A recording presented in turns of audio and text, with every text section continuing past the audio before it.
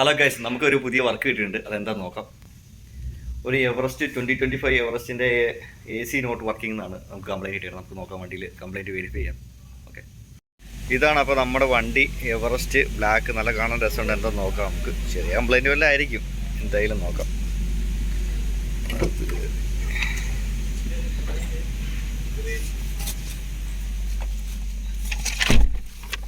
വണ്ടി സ്റ്റാർട്ട് ചെയ്തു.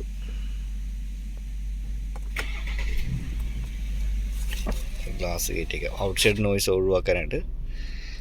അപ്പോൾ AC സ്വിച്ചൊക്കെ വർക്ക് ചെയ്യുന്നുണ്ട്. AC വർക്ക് ചെയ്യുന്നുണ്ടല്ലോ, എന്താണെന്ന് നോക്കാം. Okay, AC. ഇതാണ് കേസിൻ്റെ കംപ്ലൈൻറ്റ്. ഇതിൻ്റെ സ്വിച്ച് സ്റ്റക്കപ്പാണ്. റീസർക്കുലേഷൻ മോഡിൻ്റെ സ്വിച്ച് വർക്ക് ചെയ്യുന്നുണ്ട്. ഇത് വർക്ക് ചെയ്യുന്നില്ല. മാക്സിമം AC സ്വിച്ച് വർക്ക് ചെയ്യുന്നില്ല. AC സ്വിച്ച് വർക്ക് ചെയ്യുന്നില്ല. ഇത് വർക്ക് ചെയ്യുന്നില്ല. അപ്പോൾ ഈ ഒരു പാനലിൻ്റെ പ്രോബ്ലം ആയിരിക്കും. നമുക്ക് അഴിച്ചു നോക്കാം ഇതിൻ്റെ എന്താ കംപ്ലൈൻറ്റ് എന്ന്.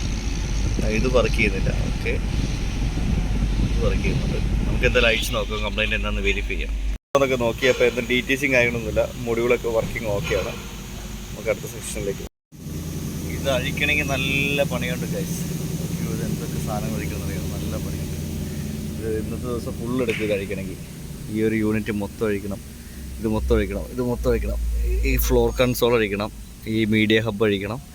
മൊത്തം അഴിച്ചാലാണ് ഈ ഒരു യൂണിറ്റ് നമുക്ക് അഴിക്കാൻ പറ്റുള്ളൂ. ഈ യൂണിറ്റ് അഴിച്ചാലാണ് ഇത് സെപ്പറേറ്റ് നമുക്ക് എടുക്കാൻ പറ്റുള്ളൂ. ഈ ഒരു സ്വിച്ച് മാറണമെങ്കിൽ ഇതിൽ 1.5 തച്ച് പണിയുണ്ട്. അപ്പോൾ ഇന്ന് മുഴുവൻ എടുക്കും. അങ്ങനെ ഒരു നീണ്ട ഗ്യാപ്പിന് ശേഷം നമ്മളത് അഴിച്ചു. ഫുള്ളായിട്ട് നമുക്ക് ഊരിയെടുക്കേണ്ട ആവശ്യമില്ല. അത് റിമൂവ് ചെയ്ത് സൈഡിലേക്ക് മാറ്റി വെച്ചാൽ മതി. കാണിച്ച് ഫുള്ള് പുറത്തെടുത്തിട്ടില്ല. ഉണ്ടോ, നമ്മൾ സെൻട്രൽ കൺസോൾ മൊത്തം അഴിച്ചെടുത്തിട്ടുണ്ട്. ഇനി നമുക്ക് ഈ പീസ്, ഈ സെൻറ്റർ ഡിസ്പ്ലേ ഊരിയെടുക്കണം. ഊരിയെടുത്ത് നോക്കാം. ഇതിന് 4 ബോൾട്ട് ഉണ്ട് ഇവിടെ. 1, 2, 3, 4 അങ്ങനെ 4 ബോൾട്ട് അഴിച്ചിട്ട് സാധനം ഗ്യാപ്പ് അകത്തി കഴിഞ്ഞാൽ നമുക്ക് ഈ സാധനം ഊരിയെടുക്കാൻ പറ്റും. നമ്മളങ്ങനെ അഴിച്ചെടുക്കാൻ പോകണം. അതിൻ്റെ ലാസ്റ്റ് 2 ബോൾട്ട് കൂടെ ഇനി അഴിക്കാനുള്ളൂ. അതും കൂടെ പോയി കഴിഞ്ഞാൽ ഈ സാധനം പോയി.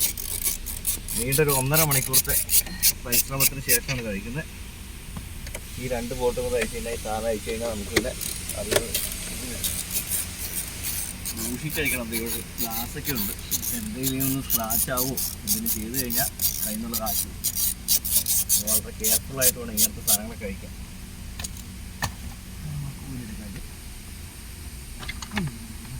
ഇതിൻ്റെ പുറകിൽ അതിൻ്റെ കോയാക്സ് കേബിളൊക്കെ ഉണ്ട്. അത് നമ്മൾ ഊരെടുക്കണം. ഊരെടുത്ത് കഴിഞ്ഞാൽ നമുക്ക് അഴിച്ചെടുക്കാം. നമുക്ക് ആ സ്വിച്ച് അഴിച്ചെടുക്കാം. അതിന് മുമ്പ് നമുക്ക് ഇപ്പോഴത്തെ എന്തെങ്കിലും സ്പോഞ്ച് ഉണ്ടെങ്കിൽ ആ സ്പോഞ്ചിൻ്റെ മേളിൽ വെച്ചിട്ട് അഴിച്ചെടുക്കാം. ഈ ഡിസ്പ്ലേ സ്ക്രാച്ച് ആവുന്നു പതുക്കി ഇങ്ങനെ അഴിച്ചിട്ട് നമുക്ക് അഴിച്ചെടുക്കാം. ഇത് 1, 2, 3, 4 ബോൾട്ട് ഉണ്ട്. ഫ്ലവർ ടൈപ്പാണത്. അഴിച്ച്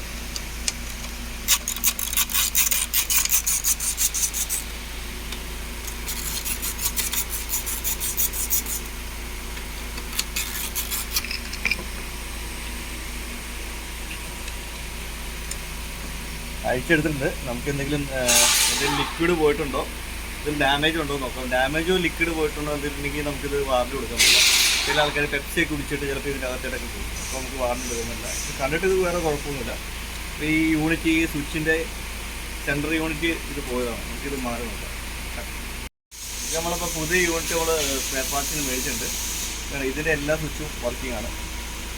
ഇത് വർക്കിംഗ് അല്ല. നമുക്കിത് മാറ്റി വെച്ചിട്ട് നോക്കാം. വർക്ക് കഴിഞ്ഞ് നമുക്കൊന്ന് സ്റ്റാർട്ട് ചെയ്ത് നോക്കാം. വർക്ക് ചെയ്തോ നോക്കാമല്ലോ. ഇത് വെച്ചിട്ട്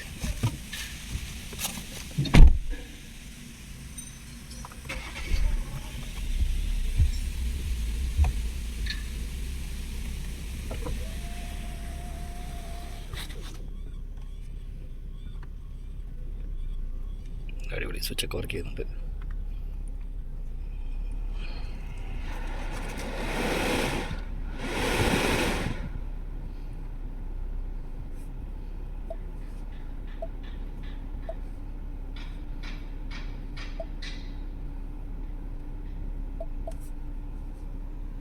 ഓക്കെ, AC നല്ല കൂളിംഗ് ഉണ്ട്. ഓക്കെ, നമ്മുടെ വർക്ക് കംപ്ലീറ്റ് ആയിട്ട് പിന്നെ അടുത്ത പരിപാടിയിലേക്ക് പോകാം.